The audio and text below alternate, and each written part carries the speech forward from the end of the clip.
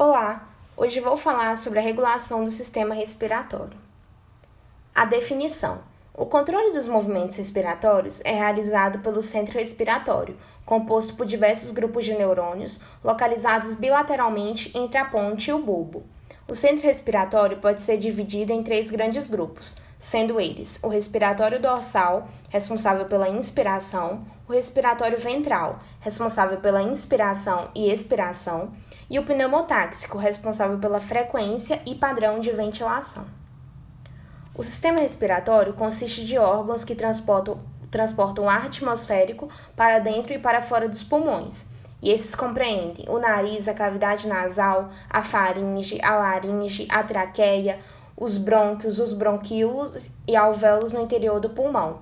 Estruturalmente, o sistema respiratório consiste de 2 porções, uma superior e outra inferior.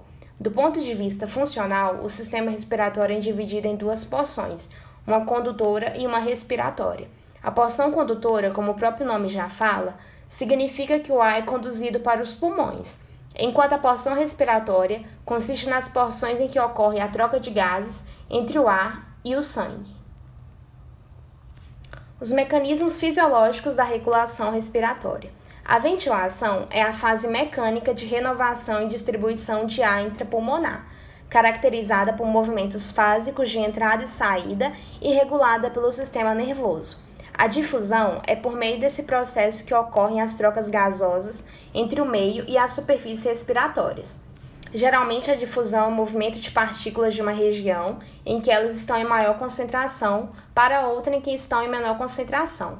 Já a perfusão é o mecanismo que bombeia sangue nos pulmões. O sangue oxigenado circula por meio das veias pulmonares, indo dos pulmões ao lado esquerdo do coração, que fará o bombeamento para o resto do corpo. As principais doenças que acometem o sistema respiratório. A rinite é a doença inflamatória da mucosa do nariz. A sinusite é a inflamação da mucosa dos seios da face, é provocada por processos infecciosos ou alérgicos.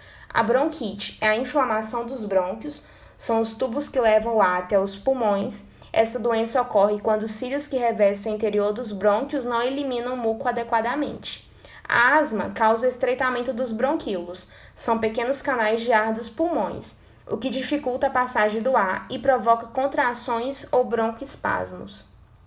Quanto aos tratamentos, isso depende do diagnóstico, ou seja, do grau da severidade da enfermidade e do estado físico do paciente. As principais terapias mais utilizadas são a fisioterapia, a vacinação, a inalação com oxigênio sorofisiológico, a ventilação mecânica e líquida, a radioterapia e a cirurgia em casos mais graves. Essas são as bibliografias e muito obrigada!